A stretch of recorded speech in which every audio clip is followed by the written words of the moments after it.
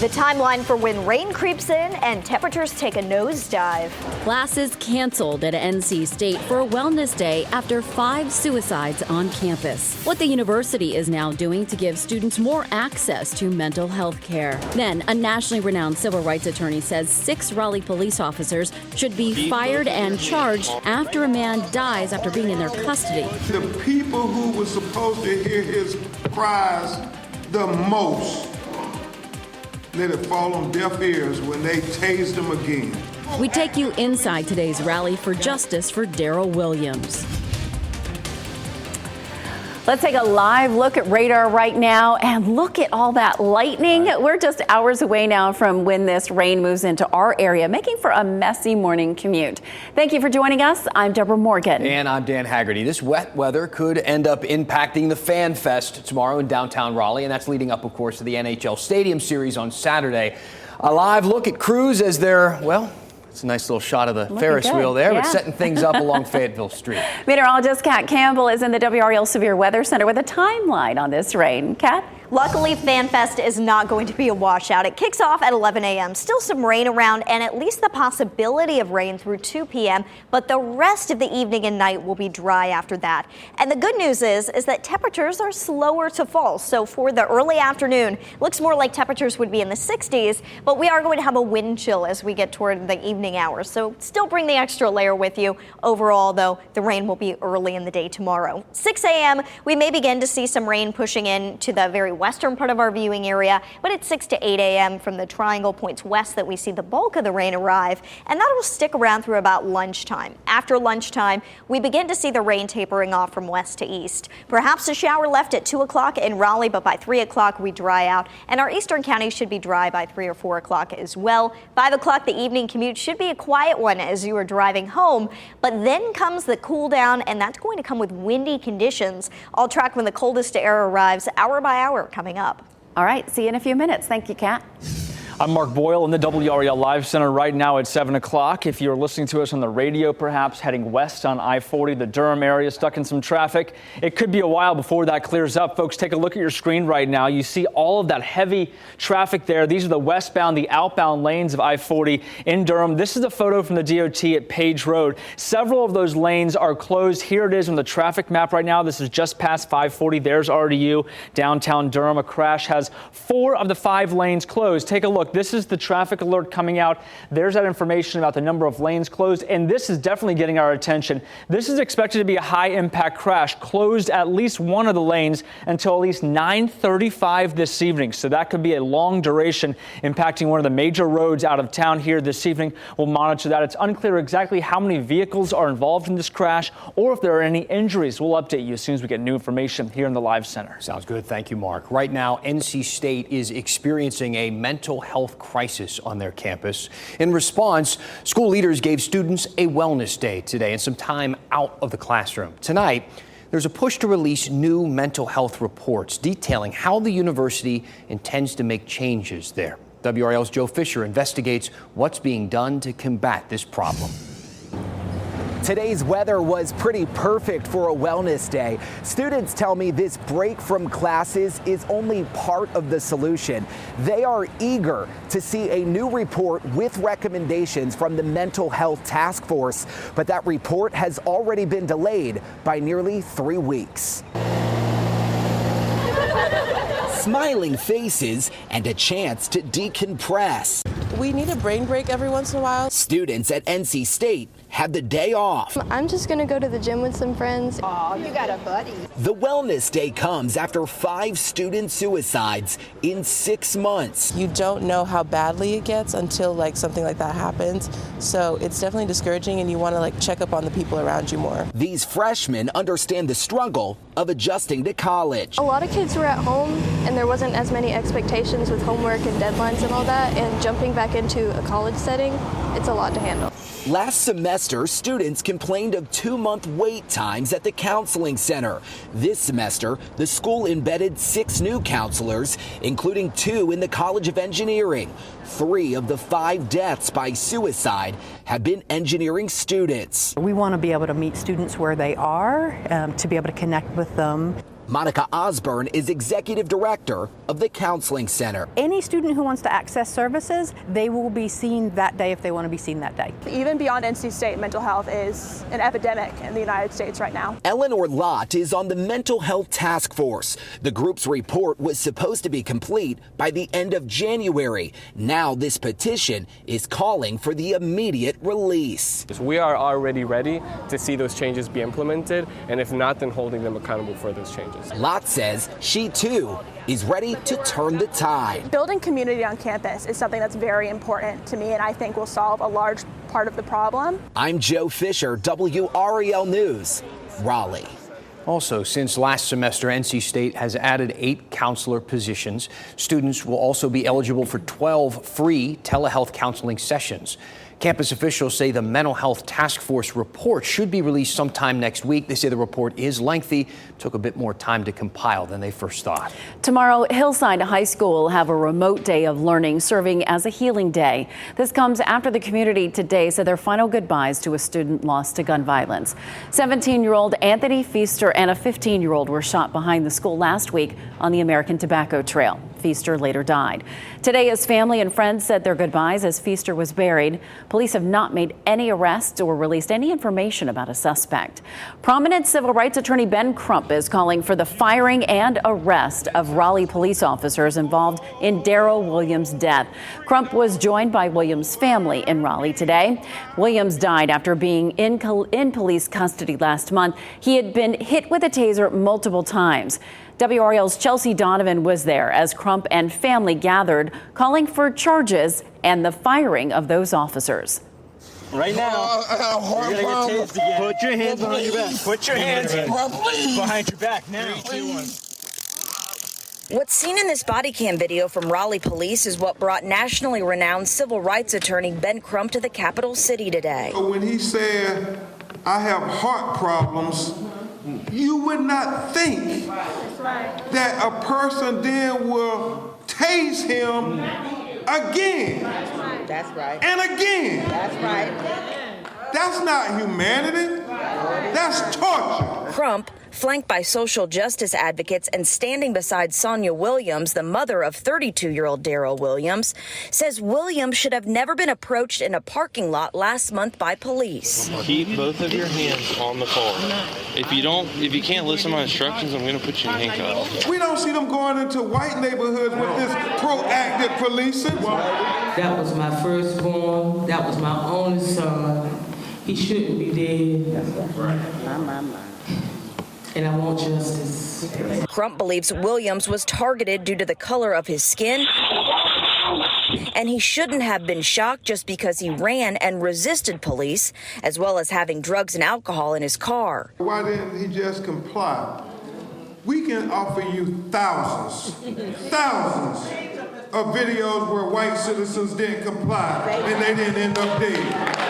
Rick Armstrong, part of the local Teamsters police union that represents 2 of the officers involved, believes the officers acted within their guidelines. We don't believe they used excessive force. We feel they used the proper force necessary to perform an arrest. Crump is calling on the 6 officers involved to be charged with manslaughter. He wants swift justice, as shown in Memphis, after the beating death of Tyree Nichols. But if it was important in Memphis, it's important in Raleigh, North Carolina, too, to see swift action taken, swift justice. His name, Tyree Williams. After the calls for justice, Crump and about a dozen others marched to the spot Darrell Williams was shocked 3 times before he died, his mother laying flowers for her only son. The people who were supposed to hear his cries the most let it fall on deaf ears when they tased him again.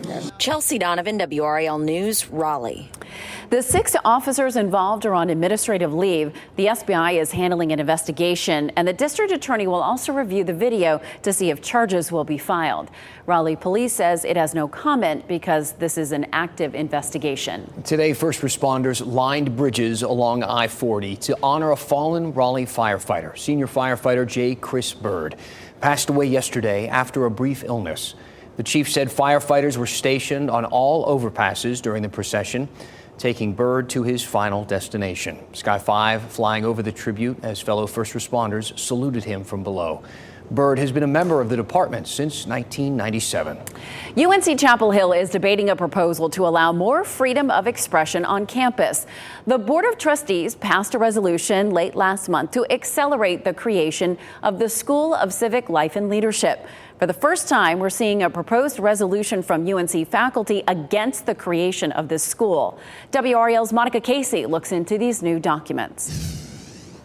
A proposed resolution coming before the UNC Faculty Council tomorrow argues against the creation of this new school, citing a lack of faculty input and cost. In an interview with Fox News, UNC trustee chair David Bullock says the new School of Civic Life and Leadership will foster diverse ideas on campus. We, however, have no shortage of left of center progressive views on our campus, like many campuses across the nation. But the same really can't be said about right of center views. So this is an effort to try to remedy that. Critics say it's an overreach by the trustees and an effort to introduce more conservatism to what's viewed as left-leaning academia. Faculty push back on the idea that there isn't balance, and the resolution says the new school will take needed resources away from other areas. In a meeting today, some members of the Committee on Academic Freedom and Free Expression were concerned about their mission being conflated with the new school. I think one of the things the committee could do would be to explain more clearly how academic freedom works in terms of curriculum and programs and the mission of the university. Sam Robinson is the undergraduate vice president and a member of that committee. He says this situation calls for more communication and transparency. We can do better on issues of academic freedom and free expression without necessarily having this new school. Maybe that does become a part of it, maybe it doesn't. But at this point, I think that the work that the committee is doing is setting broad and sweeping goals for what role the nation's first public university has in public discourse. And I would argue we have a big one. The Faculty Council meets tomorrow with that proposed resolution on the agenda. Monica Casey, WRAL News in Chapel Hill. Still ahead, Google is giving a local school a major boost, and it's all to fund teacher skill development and student learning in artificial intelligence. Plus, a closer look at the events leading up to the NHL Stadium Series, what fans can expect this weekend. Well, we are all so excited about this big outdoor hockey game that we have in downtown Raleigh, looking pretty colorful. So FanFest tomorrow is going to be a big party, and then the big game on Saturday. Of course, everybody wondering what the weather is going to look like. Kat Campbell joining us now to give us a bit of a preview. How are things going to shape up? It's looking perfect on Saturday. And, you know, we have been eyeing this forecast for weeks now because everybody's been curious with all these warm temperatures that we've had. How is this going to work with temperatures in the 70s this week and there being ice at Carter Finley? And we've been telling you for weeks that we expected temperatures to fall by the time we got to the game day, and that's the case. 55 will be the high on Saturday. Plenty of sunshine, beautiful for tailgating outside. And then as we get closer to dinner time tailgate, temperatures will be right around the upper 40s. So we cool down. Puck drops at 8 o'clock, 44 degrees, and then by the end of the game, temperatures should be awfully close to the upper 30s. So make sure that you are bundled up for the game. There's really only one day in this 7-day forecast where you'll need a big jacket, and it comes perfectly in time for the Canes game Saturday. It's all thanks to this cold front. Unfortunately, it's bringing severe weather to portions of the south. There have been 3 tornadoes today, a lot of lightning and a lot of flooding coming out of this system.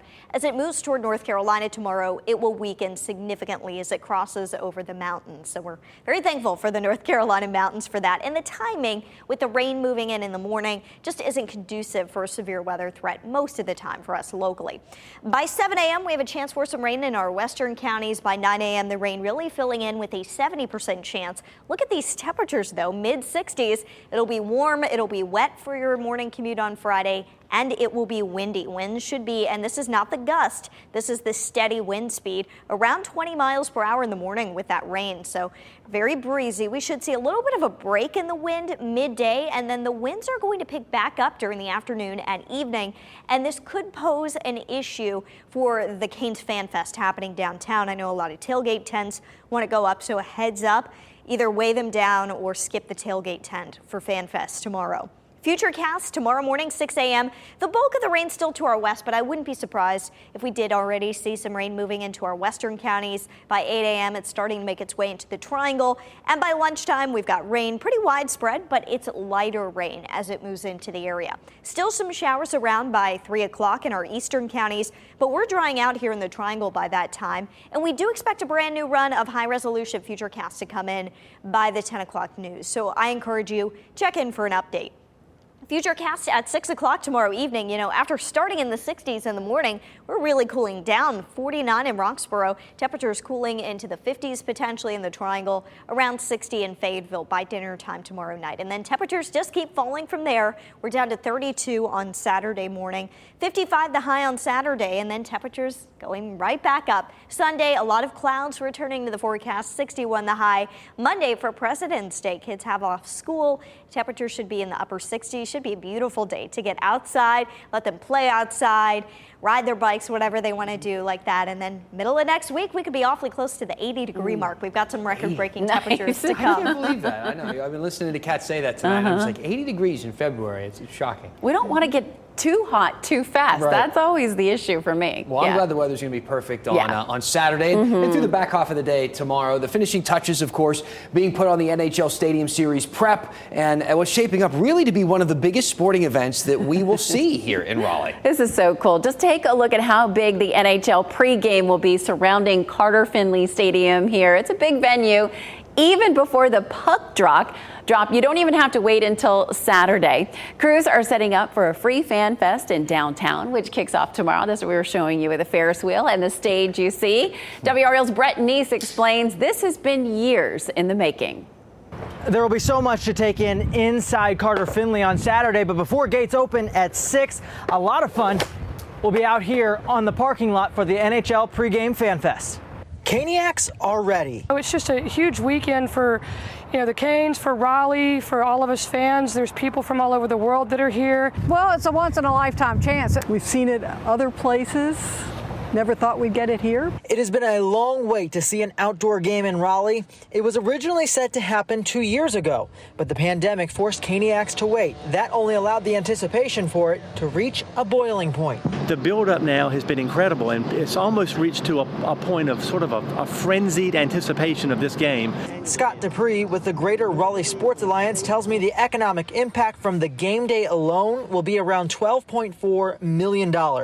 Add in all the events before and after the game, that number could nearly double. With puck drop 2 days away, crews are unloading all the fun things fans will get to enjoy before the game. Well, this will be one of the best tailgates we've ever had. And Canes fans know how to tailgate. Several skills games are being set up alongside food and drink tents. Plus, there will be live music. This is one of the largest footprints we've ever had. This is well over 200,000 square feet.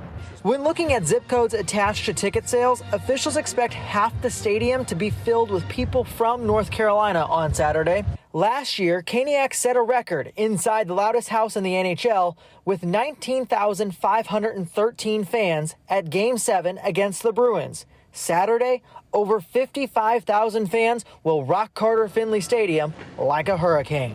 What a historic week for the Caniacs, for the Hurricanes, and none of us are ever going to forget it. You can see the boards are up, the glass is ready, the ice is ready as well. Gates open at 6 with the parking lot opening at 2. Officials say if you are coming on Saturday, you got to get here early. From Carter Finley Stadium, Brett Neese, WRAL News. A lot of buzz happening around this game. We will have live coverage of Fan Fest from downtown Raleigh tomorrow. It's going to be a huge day of free fun for everyone. No ticket needed. You can find a complete rundown of Friday events on WRAL.com. Carrie Underwood stopped in North Carolina for a concert and left with an adorable souvenir. The story behind the country star's new four-legged friend and her tribute to the puppy's hometown.